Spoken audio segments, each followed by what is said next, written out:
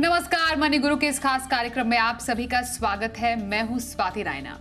इस दिवाली से अगली दिवाली तक अपने पोर्टफोलियो को चमकाने की तैयारी अभी से शुरू कर दीजिए ताकि अगले दिवाली तक आपके पोर्टफोलियो से भी धन बरसे। इसके लिए जरूरी है पोर्टफोलियो का धमाकेदार होना, और पोर्टफोलियो धमाकेदार तभी बनेगा जब उसमें होंगे दमदार फंड।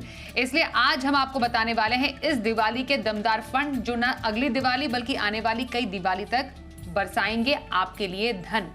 और हमारे साथ दो खास एक्सपर्ट्स हैं, उनका परिचय करा देते हैं। रुंगटा सिक्योरिटी से सीएफपी हर्षवर्धन रुंगटा है, वाइज इन्वेस्ट के सीईओ हेमंत रुस्तगी हमारे साथ है। हेमंत जी और हर्षवर्धन दोनों का बहुत स्वागत है और दिवाली के इस पर्व की आपको बहुत बहुत शुभकामनाएं हम देते हैं। आज हम ऐसे फंड की बात करेंगे जो धन बरसाने का काम करेंगे और इसमें आप दो एक्सपर्ट्स की हम लेने वाले हैं सलाह और मदद। तो ये जो हम 10 दमदार फंड आज बताने वाले हैं, थोड़ा सा इसका एक जरा टीजर हो जाए, ट्रेलर हो जाए। हेमंत जी जरा आप प्लीज बताइए कि आपके जो 10 दमदार फंड होने वाले हैं पोर्टफोलियो के, उसमें क्या खास है। फंड्स के बारे में तो बात करेंगे, लेकिन आपके पोर्टफोलियो की खासियत क्या होने वाली है। जी स्वाति, सबसे पहले तो आपको और जी बिजनेस की पूरी टीम और सभी दर्शकों को दिवाली की शुभकामनाएं। देखिए, बिल्कुल सही है जैसा आपने कहा कि हम दिवाली से दिवाली और कई दिवाली की हम बात कर रहे हैं यहाँ से। तो हम बेसिकली बात कर रहे हैं वेल्थ क्रिएशन की। वेल्थ क्रिएशन के लिए बहुत ही इंपॉर्टेंट है कि आप सही एसेट क्लास चुने। अपना जो जो जो फोकस है वो वेल्थ क्रिएशन का अगर हो तो लंबे समय के लिए इन्वेस्ट करें और एक बहुत ही डिसिप्लिन तरीके से इन्वेस्ट करें। तो हम ऐसे फंड्स को देख रहे हैं कि जहां पे अगर आप लॉन्ग टर्म में इन्वेस्ट करते हो तो आपको जो वेल्थ क्रिएशन है वो तो होगा ही। साथ ही ऐसी स्ट्रेटेजी भी बताएंगे जिससे आप जो मार्केट की जो वॉलेटिलिटी है उसको आप सही तरीके से टैकल कर पाओगे। देखिए, जब हम इक्विटी की बात करते हैं स्पेशली, क्योंकि वही एक एसेट क्लास है जो लॉन्ग टर्म में आपके लिए वेल्थ क्रिएट करेगी, तो उसमें मार्केट के 3 सेगमेंट होते हैं, large cap, mid cap, small cap. तीनों का अपनी इंपॉर्टेंस है आपके पोर्टफोलियो में, लेकिन उनका एलोकेशन सही होना बहुत जरूरी है। तो मैं उन कैटेगरीज के बारे में बात करूंगा क्योंकि जहां पे फंड मैनेजर के पास फ्लेक्सिबिलिटी है कि वो आपके बिहाफ पे डिसीजन लेके जब भी रीअलाइनमेंट करना हो, जब भी चेंजेस करने हैं वो कर सके।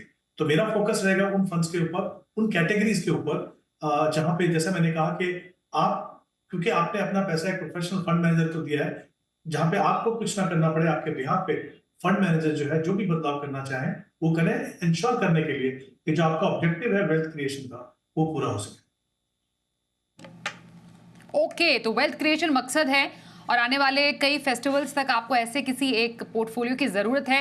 हर्षवर्धन, आपके पोर्टफोलियो, आपके दमदार पोर्टफोलियो की क्या खासियत रहने वाली है। फंड्स पर चर्चा करें उससे पहले जरा थोड़ा टीजर दे दीजिए।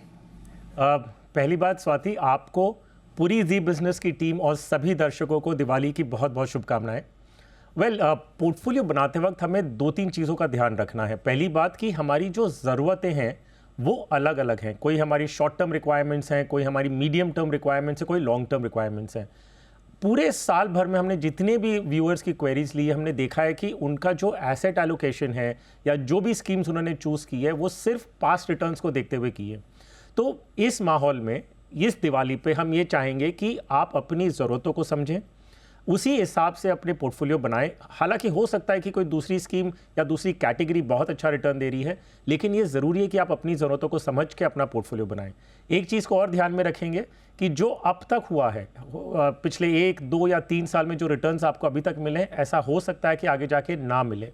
तो इन सभी बातों का ध्यान रखते हुए हमें एक ऐसा पोर्टफोलियो बनाना है जो हमें सूट करे, और उसी को फोकस में रखते हुए हम आगे की एक स्ट्रैटेजी बनाएंगे और उस तरह से पोर्टफोलियो बनाएंगे। तो मेरी जो रिकमेंडेशंस होने वाली हैं वो इन चीज़ों को ध्यान में रखते हुए एक होलिस्टिक तरीके से बनाएगी, ना कि सिर्फ मार्केट की चाल को देखते हुए। ओके, तो एक होलिस्टिक अप्रोच, मतलब एक ऐसा पोर्टफोलियो जिसमें हर किसी ढंग से, हर किसी अंदाज से, हर किसी एस्पेक्ट को ध्यान में रखते हुए एक बहुत ही स्ट्रेटेजिक तरीके से पोर्टफोलियो तैयार किया गया हो। हेमंत जी, चलिए शुरुआत करते हैं दमदार फंड की। सबसे पहले बताइए कौन सी कैटेगरी के फंड आप सजेस्ट करेंगे निवेशकों के लिए, और आपने ये फंड चूज क्यों किए, क्या वजह रही जो आप इसको दमदार फंड की कैटेगरी में शामिल कर रहे हैं। स्वाति, आई थिंक फंड के बारे में बात करने से पहले ब्रीफली ये कहना चाहूंगा कि मेरा फोकस है लॉन्ग टर्म में वेल्थ क्रिएशन का, और बिल्कुल सही है कि जो हम पोर्टफोलियो बनाते हैं हमारे शॉर्ट टर्म, मीडियम टर्म और लॉन्ग टर्म के गोल्स होते हैं। वहां पे इशू होता है कि आपकी जो रिक्वायरमेंट है वो समय समय पे बदलती है, उस पर चेंजेस करने होते हैं। तो इसलिए मैंने अपना जो फोकस रखा है वो लॉन्ग टर्म पे रखा है, क्योंकि कहीं ना कहीं जो मिस्टेक है इक्विटी मार्केट की, वो जैसा हर्ष ने बिल्कुल सही कहा कि कभी कभी हम मार्केट मूड के हिसाब से इन्वेस्ट करते हैं, एग्रेसिव पोर्टफोलियो बनाते हैं। तो उन सब चीजों को छोड़ के आपको पोर्टफोलियो कैसे बनाना है उसके ऊपर फोकस है। तो सबसे पहली कैटेगरी इक्विटी में है फ्लेक्सी कैप। फ्लेक्सी कैप में बेसिकली क्या होता है कि फंड मैनेजर के पास पूरी फ्लेक्सिबिलिटी है कि वो लार्ज कैप, मिड कैप और स्मॉल कैप में कहीं भी इन्वेस्ट कर सकते हैं। इस कैटेगरी में दो तरह के फंड्स हैं मार्केट में।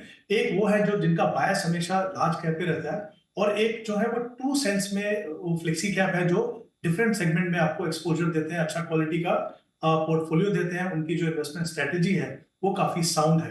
तो उस कैटेगरी में एक फंड जो मुझे, जो सेकंड जो मैंने कहा था कैटेगरी वाला, उसका एक फंड मुझे बहुत अच्छा लगता है, मुझे लगता है वो इन्वेस्टर्स अपने पोर्टफोलियो में कंसिडर कर सकते हैं, वो है HSBC फ्लेक्सी कैप। इसमें अगर हम एलोकेशन देखें तो लार्ज कैप में करीब 54% है, मिड कैप में 21% और स्मॉल कैप में करीब 22 और 23%, इस तरह का एलोकेशन। इनका जो फोकस है मुझे क्यों अच्छा लगता है, बेसिकली एक तो बहुत साउंड इन्वेस्टमेंट स्ट्रेटजी है, अच्छा क्वालिटी पोर्टफोलियो है, और ये डोमिनेंट प्लेयर्स जो हैं इंडस्ट्री के सेक्टर के, जहां पे बिजनेस ग्रोथ अच्छी है, अर्निंग ग्रोथ अच्छी है, उन कंपनीज के ऊपर ये फोकस करते हैं। काफी कंसिस्टेंट परफॉर्मेंस ट्रैक रिकॉर्ड है। कुछ समय पहले तक इसमें भी बायस था लार्ज कैप पे, बट पिछले 1 या 1.5 साल से ये वेल डाइवर्सिफाइड हो गया। तो मुझे लगता है शुरुआत में करूंगा एक फ्लेक्सी कैप कैटेगरी के फंड से। फ्लेक्सी कैप कैटेगरी में से HSBC का फ्लेक्सी कैप फंड पसंद आ रहा है अपने धमाकेदार पोर्टफोलियो में हेमंत जी को। अराउंड 5165 का AUM एट प्रेजेंट, 5165 करोड़ का AUM है, और लॉन्च से अब तक लगभग हम देख रहे हैं 16.5% जो रिटर्न है लॉन्च से अब तक इस फंड ने दिए हैं। अब हर्षवर्धन, आपसे समझेंगे आपके धमाकेदार पोर्टफोलियो का पहला कैटेगरी का फंड कौन सा रहेगा। स्वाति, मैं एनकरेज करूंगा इन्वेस्टर्स को अपनी ज़रूरतों को ध्यान में रखते हुए, और पहली ज़रूरत जो आपको ध्यान रखनी है वो है इमरजेंसी फंड। आपकी कोई कंटिजेंसी होगी या शॉर्ट टर्म रिक्वायरमेंट्स होंगी, आप या डेट एलोकेशन होगा आपका, तो उस पर ध्यान ज़रूर दें। मार्केट बहुत तेज़ी में था, इसके विपरीत में जाके आपसे कह रहा हूँ कि आप इमरजेंसी कंटिजेंसी के ध्यान रखें। तो इस कैटेगरी में एक फ़ंड जो मैं सजेस्ट करूँगा वो है UTI लो ड्यूरेशन फंड।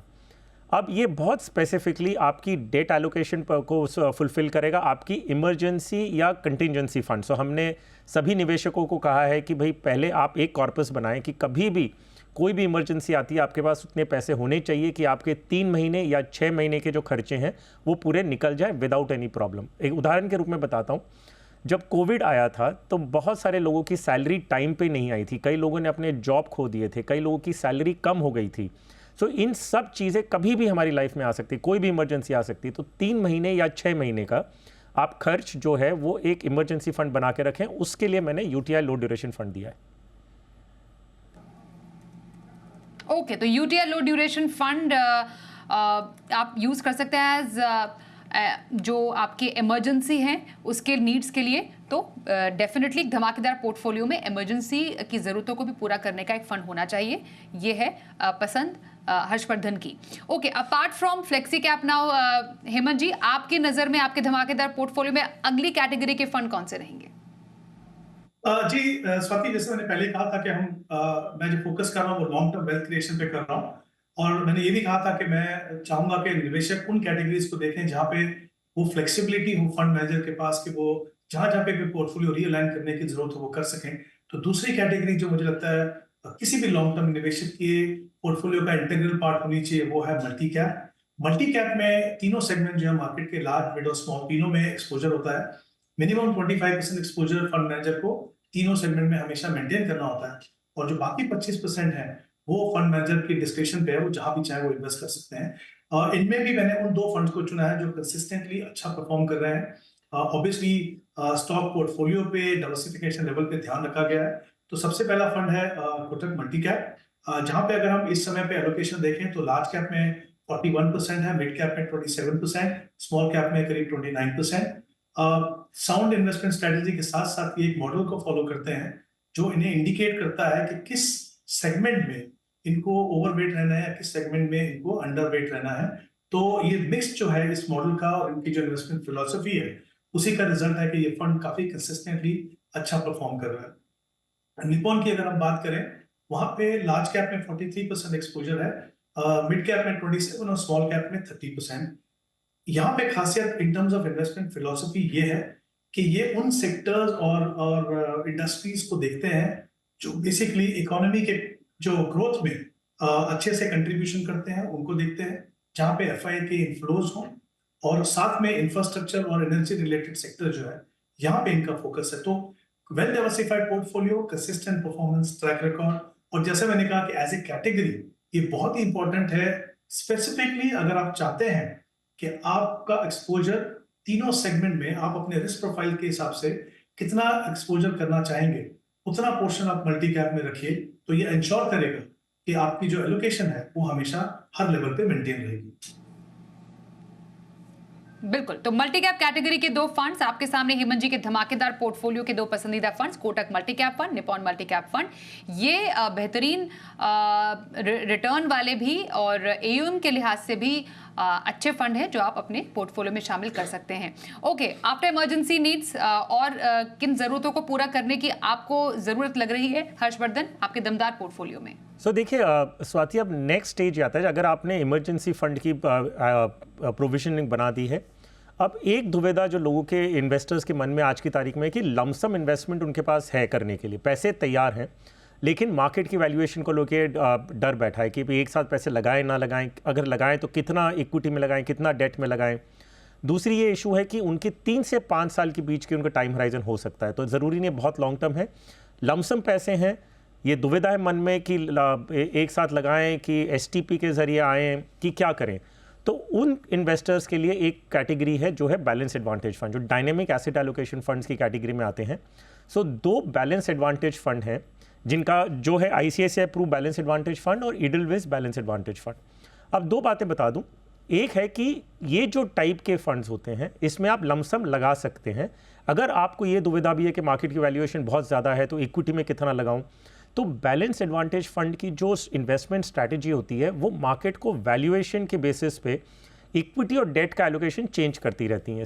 आज की तारीख में अगर आप मानिए कि मार्केट ओवर वैल्यूड है, अगर हम पी मल्टीपल्स देखें, इस फंड ने क्या करेंगे कि वो इक्विटी का कंपोनेंट ऑटोमेटिकली कम कर देंगे, और जैसे मार्केट अगर करेक्ट होता है और पी मल्टीपल्स या प्राइस टू बुक के जो मल्टीपल्स हैं वो मैट्रिक्स के हिसाब से जब वो उनके दायरे में आता है तो इक्विटी का एलोकेशन बढ़ा देंगे।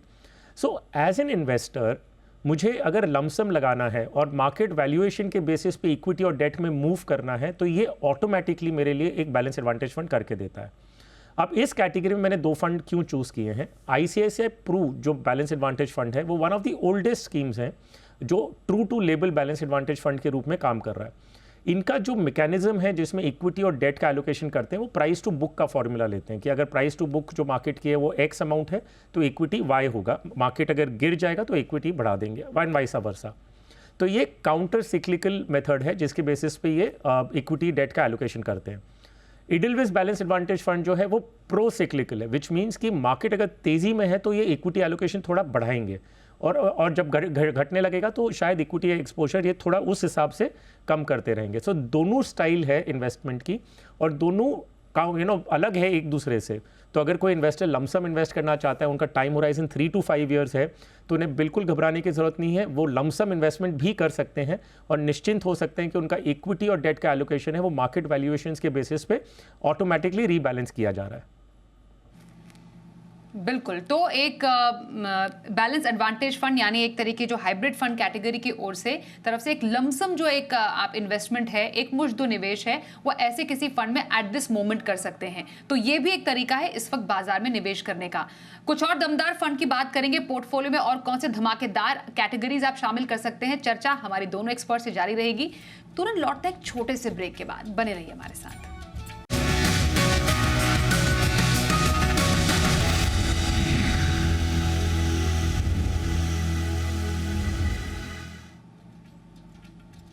धमाकेदार पोर्टफोलियो के दमदार फंड इस दिवाली से आगे आने वाली कई दिवाली तक कैसे बरसेगा धन, इस पर चल रही है खास चर्चा। हेमंत रुस्तगी और हर्षवर्धन नूगटा हमारे साथ है जो कि अपने अपने पसंदीदा दमदार फंड्स आपको आज बता रहे हैं जो आप अपने पोर्टफोलियो में शामिल कर सकते हैं।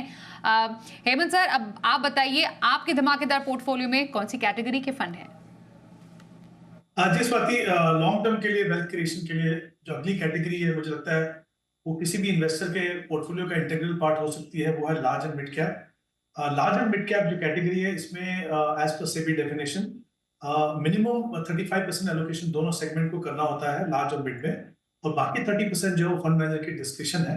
बाय डेफिनेशन हम जब बात कर रहे हैं लार्ज और मिड कैप की, तो हम बात कर रहे हैं कि हिंदुस्तान की जो 250 कंपनियां हैं, टॉप कंपनियां in terms of market cap, उनमें आपका पैसा लगता है। लेकिन जो 30% डिस्क्रिप्शन है फंड मैनेजर की, वहां पे आपको डेफिनेटली समय समय पे स्मॉल कैप में आपका लोकेशन देखने को मिल सकता है। तो इस कैटेगरी में मुझे लगता है ये बहुत इंपॉर्टेंट कैटेगरी है। 3 फंड्स मुझे लगता है काफी अच्छे हैं, निवेशक अपने रिस्क प्रोफाइल और अपने जो ओवरऑल कॉम्बिनेशन है उसके हिसाब से इनको चुन सकते हैं। इसमें पहला जो फंड है वो है Motilal Oswal large and mid cap, दूसरा जो फंड है वो HDFC large and mid cap, और तीसरा है बंधन कोर इक्विटी। तो जहां तक Motilal Oswal large and mid की बात करें तो ये इसमें जो नंबर ऑफ स्टॉक्स हैं, अगर हम पीयर ग्रुप से कंपेयर करें तो सबसे कम स्टॉक्स इसमें है। तो एक तरीके से हम कह सकते हैं कि इस फंड में जो बेट्स हैं वो कंसंट्रेटेड बेट्स हैं, यानी कि थोड़ा सा एग्रेसिव है बाय नेचर। अगर हम इसकी इस समय पे एलोकेशन की बात करें तो लार्ज कैप में 35% है, मिड कैप में करीब 41%, स्मॉल कैप में करीब 20% और थोड़ा पैसा कैश में है। बहुत ही अच्छा पोर्टफोलियो है, एग्रेसिव है, और जैसा मैंने कहा इसलिए मैंने कहा था कि अपने पोर्टफोलियो मिक्स को में इनमें शामिल करने से पहले इस चीज को आपको देखना जरूरी है कि जो आपकी जो कंसंट्रेशन लेवल कितना है, डाइवर्सिफिकेशन लेवल कितना है। तो एक तो ये फंड है। दूसरा fund HDFC large and mid cap, broad based fund है, वेल डाइवर्सिफाइड फंड है, नंबर ऑफ स्टॉक्स शायद इस कैटेगरी में सबसे ज्यादा है। इस फंड के अंदर कंसिस्टेंटली अच्छा परफॉर्म कर रहा है। लार्ज कैप में 48% है, मिड कैप में 37% और स्मॉल कैप में 12.5%। अगर हम सेक्टर की बात करें तो यहाँ पे ये ओवरवेट है बैंकिंग में और हेल्थ केयर के ऊपर, और कुछ सेक्टर्स हैं जहाँ पे ये अंडरवेट है, जैसे इंडस्ट्रियल हो गया, मेटल हो गया, एनर्जी, ये कुछ सेक्टर है जहाँ पे ये अंडरवेट है। अगेन काफी कंसिस्टेंट परफॉर्मेंस है। तीसरा फंड इस कैटेगरी में है बंधन कोर। अगेन इसमें अगर हम एलोकेशन की बात करें तो लार्ज कैप की एलोकेशन है 40%, मिड कैप में करीब 36% और स्मॉल कैप में है अराउंड 19%। इनकी जो इन्वेस्टमेंट फिलोसफी है उसके 3 पार्ट्स हैं। जो पहला पार्ट है वो बेसिकली इन्वेस्ट करता है हाई ग्रोथ और क्वालिटी स्टॉक्स में, जिसमें करीब 51%। उसके बाद जो है वो है सिक्लिकल्स जहां पे 31%, और फिर वैल्यू स्टॉक है 13%। तो इस कैटेगरी इस फिलोसफी में आप देख सकते हैं कि एक ही में 3 अलग अलग तरह के आपको स्ट्रेटेजीज देखने को मिलेंगे। हाई क्वालिटी पोर्टफोलियो का कंसिस्टेंटली अच्छा performance track record, well diversified portfolio है। तो अगर आपको थोड़ा इस कैटेगरी में एग्रेसिव फंड चाहिए तो मोतीलाल आई थिंक फिट होगा। बाकी अगर आप वेल डाइवर्सिफाइड चाहते हैं, क्रॉस स्ट्रेटजीज फिलोसफीज अगर आप अपना पोर्टफोलियो में फंड को रखना चाहते हैं तो फिर 2 जो बाकी फंड्स हैं उनको आप कंसिडर कर सकते हैं। बट मुझे लगता है जैसे मैंने कहा लॉन्ग टर्म वेल्थ क्रिएशन में इस कैटेगरी का कंट्रीब्यूशन काफी बड़ा रह सकता है किसी भी निवेशक के पोर्टफोलियो में। Large and mid cap fund पसंद आ रहा है हेमंत जी को आपके धमाकेदार पोर्टफोलियो के लिए। हर्षवर्धन, आपकी लिस्ट में अगला फंड कौन सा होगा? अगेन एक लमसम इन्वेस्टमेंट का एक ऑप्शन दूंगा, क्योंकि काफ़ी इन्वेस्टर्स हैं जिनके पास लमसम है और बहुत घबराहट है मार्केट को लेके कि भाई ये वैल्यूएशन में इन्वेस्ट करें का ना करें। दूसरा पहलू, हमने सोने और चांदी के जो रिटर्न्स देखे हैं पिछले 1 साल में, पिछले 2 या 3 साल में, तो कई जो निवेशक हैं वो ये भी चाह रहे हैं कि भाई हम गोल्ड, सिल्वर, कमोडिटीज़, इनविट्स हो गया, रीट्स हो गया, इनको कैसे हमारे पोर्टफोलियो में शामिल करें। तो एक मल्टी एसेट एलोकेशन फंड बता रहा हूँ। पहले हमने आपको डायनामिक एसेट एलोकेशन बताया था, अब मल्टी एसेट एलोकेशन फंड का एक ऑप्शन बता रहा हूँ मैं, White Oak multi asset allocation fund. अब ये मल्टी एसेट जो वर्ड है वो ऐसा है कि एक ही स्कीम में जब आप पैसे लगाते हैं उसमें आपको इक्विटी, डेट, कमोडिटीज़ जो प्रेशियस मेटल्स हैं, मान लीजिए आपका गोल्ड, सिल्वर और अदर मेटल्स भी आ सकते हैं, रीट्स जो रियल एस्टेट इन्वेस्टमेंट ट्रस्ट हैं, इनविट्स, ये सारी चीज़ आप एक ही स्कीम में आपको मिल सकती हैं। तो जब एक निवेशक इस स्कीम में पैसे लगाता है, आपको ये एक तसल्ली मिलती है कि आपने सभी एसेट्स में आपने पैसे डिवाइड करके इन्वेस्ट किया है। अब इसमें 2 तरीके की स्कीम्स आती हैं मल्टी एसेट एलोकेशन फंड्स में। एक होती हैं जो equity taxation point of view से मिनिमम 65% इक्विटी लेती हैं, मल्टी एसेट कहते हैं, लेकिन उसमें 65 to 70% इक्विटी होता है, 10% प्रेशियस मेटल्स होगा, 10% डेट होगा वगैरह। एक दूसरी true to label multi asset funds जो होती हैं वो ये कहती हैं कि टैक्सेशन पॉइंट ऑफ व्यू से मुझे इतनी चिंता नहीं कि भाई मैं equity taxation point of view से ही अपना पोर्टफोलियो क्रिएट करूं। जो ऑब्जेक्टिव है वो है मल्टी एसेट्स, कि आपके पास अलग अलग एसेट्स आपके पोर्टफोलियो में होना चाहिए। उसी हिसाब से मैंने White Oak multi asset allocation fund choose किया है। इनमें इनका जो इक्विटी एलोकेशन है वो 35 से 35 to 65% के बीच में है। बाकी इनका debt, precious metals, REITs, InvITs वगैरह सब में एक्सपोजर है। इसमें लमसम भी कर सकते हैं। इस फंड में इन्वेस्ट करने की वजह से आपको अलग अलग मार्केट जो भी एसेट्स होते हैं सारे एसेट्स आपको एक पोर्टफोलियो में मिल जाएंगे। तो जो ट्रू टू लेबल है टैक्सेशन पॉइंट ऑफ व्यू से ये 2 साल के ऊपर अगर आप होल्ड करते हैं तो आपको 12.5% लॉन्ग टर्म कैपिटल गेन्स लगता है। दूसरी अगर मल्टी एसेट फंड्स देखेंगे उसमें जो इक्विटी टैक्सेशन है क्योंकि इनके पास 65 to 70% इक्विटी एलोकेशन होता है वो 1 साल के बाद आपका लॉन्ग टर्म होता है। तो फ़र्क सिर्फ इतना है। लेकिन true to label multi asset अगर आप चूज़ कर रहे हैं तो प्लीज़ मेक श्योर कि आपके पास एक्चुअल अलग अलग एसेट्स हैं इन मोर और लेस इक्वल कॉम्बिनेशन। ट्रू, बिल्कुल। तो मल्टी एसेट एलोकेशन फंड अपने पोर्टफोलियो में शामिल करें। थोड़ा टाइम को मैनेज करते हुए हेमंत जी, अब मैं चाहती हूँ थोड़ा संक्षिप्त में आप अपने बाकी जो कैटेगरीज ऑफ फंड्स हैं उनको एक एक करके प्लीज लिस्ट कीजिए जो कि पोर्टफोलियो में शामिल किए जा सकते हैं। जी स्वाति, जैसे हमने पहले बात की कि मार्केट के 3 सेगमेंट हैं, लार्ज, मिड और स्मॉल। अगर आप ऐसे निवेशक हैं जो डिसाइड कर सकते हैं कि किस सेगमेंट में कितना पैसा, तो आपके लिए 2 कैटेगरीज हैं। एक है मिड कैप और दूसरी है स्मॉल कैप। अगेन यहाँ पे आपको ध्यान रखना है कि आप ऐसे फंड को चुने जहाँ पे स्टॉक सिलेक्शन काफी मैटर करता है। तो इस मिड कैप कैटेगरी में मुझे लगता है मोतीलाल ओसवाल मिड कैप बहुत ही अच्छा फंड है। अगेन आई थिंक जैसे मैंने लार्ज एंड मिड में कहा था वहां पे भी थोड़ी कंसंट्रेटेड बेट्स है, बट आई थिंक उसमें फंड मैनेजर ने दिखाया है कि उनके पास वो कैपेबिलिटी है कि वो पीयर ग्रुप से आगे जाके एडवांस पहले जाके उन जो इमर्जिंग थीम्स है उनके जो स्टॉक्स हैं उनको करते हैं, सेलेक्ट करते हैं। आई थिंक वो परफॉर्मेंस में दिख रहा है। स्मॉल कैप में मुझे लगता है वेल डाइवर्सिफाइड फंड होना चाहिए। Nippon India small cap fund काफी अच्छा फंड है। 90 to 100 स्टॉक्स हैं उसके अंदर। Again good quality portfolio. और 2 और कैटेगरी मुझे लगता है वो किसी भी लॉन्ग टर्म के पोर्टफोलियो का कोर पोर्टफोलियो का हिस्सा हो सकते हैं। एक है कॉन्ट्रा फंड। कॉन्ट्रा फंड में एसबीआई कॉन्ट्रा फंड। अगेन यहाँ पे जैसा कि नाम से पता चलता है ये फंड कॉन्फिडेंट बेट लेता है। इनके लिए जो वैल्यूएशन का जो बैंड है वो बहुत ही इंपॉर्टेंट है। जब तक वो उनको उस वैल्यूएशन पे स्टॉक नहीं मिलते वो उसको शामिल नहीं करते, और शायद इसीलिए नंबर ऑफ स्टॉक भी अगर देखें पिछले कुछ सालों में वो बढ़ गए हैं। लेकिन कंसिस्टेंटली इस फंड ने अपने बेंचमार्क को बीट किया है। और एक फोकस फंड मुझे लगता है होना चाहिए, इन्वेस्को फोकस फंड, जिसमें करीब 20 स्टॉक्स हैं, good quality across market cap and in terms of diversification across sectors. Again very good performance, very consistent. तो मुझे लगता है ये 4 कैटेगरी के जो फंड्स हैं, कुल मिला के जो 10 हैं फंड अलग अलग कैटेगरीज के, जो निवेशक लॉन्ग टर्म इन्वेस्टिंग के हिसाब से कंसिडर कर सकते हैं। ओके, और आखिर में हर्षवर्धन, आपकी जो आपने लमसम बताया इमरजेंसी नीड्स के लिए बताए, पर एसआईपी के लिए कौन से बचे हुए फंड्स आपकी नज़र में सही हैं? जी हाँ स्वाति, सो अभी हमने बात कर ली short term, medium term requirements, lump sum, multi asset, सारी बात होगी। अब लॉन्ग टर्म वेल्थ क्रिएशन के लिए मैं अलग अलग कैटेगरीज का संक्षेप में 6 आपको फंड्स बता दूं जो अलग अलग कैटेगरीज की इक्विटी में है, और इसमें बेटर है कि आप एसआईपी के जरिए निवेश करें। सो एक है ABSL Nifty 50 equal weight index fund, Parag Parikh flexi cap, Nippon India multi cap, Motilal Oswal Nifty mid cap 150 index fund, SBI contra fund and Mirae asset Nifty small cap 250 momentum quality 100 index fund. So मैं अलग अलग categories के आपको 6 funds दे चुका हूं जो long term wealth creation के लिए अभी, और इसमें अगर एसआईपी के जरिए निवेश करें तो बेटर होगा। बिल्कुल, तो एसआईपी के निवेश के ये 6 धमाकेदार फंड्स, इमरजेंसी के फंड्स भी हर्षवर्धन ने बताए। एक लमसम इन्वेस्टमेंट के लिए आप एक हाइब्रिड फंड में पैसे लगा सकते हैं, उसका एक चॉइस भी बताया। हेमंत जी ने आपको बताया एक डाइवर्सिफाइड, वेल डाइवर्सिफाइड पोर्टफोलियो बनाने के लिए आप multi cap, flexi cap, large, mid cap, small cap, थोड़ा फोकस, थोड़ा कॉन्ट्रा का कॉम्बिनेशन जरूर डालिए, जिससे एक धमाकेदार पोर्टफोलियो ना सिर्फ इस दिवाली बल्कि आने वाली कई दिवाली में आपको धन और मुनाफा कमा कर दे। बहुत धन्यवाद हेमंत जी और हर्षवर्धन, आप दोनों का एक बार फिर से दीपावली की आपको बहुत बहुत ढेरों शुभकामनाएं देते हैं, और दर्शकों के लिए भी ये दीपावली और आने वाली हर दीपावली हो और भी ज्यादा शुभ।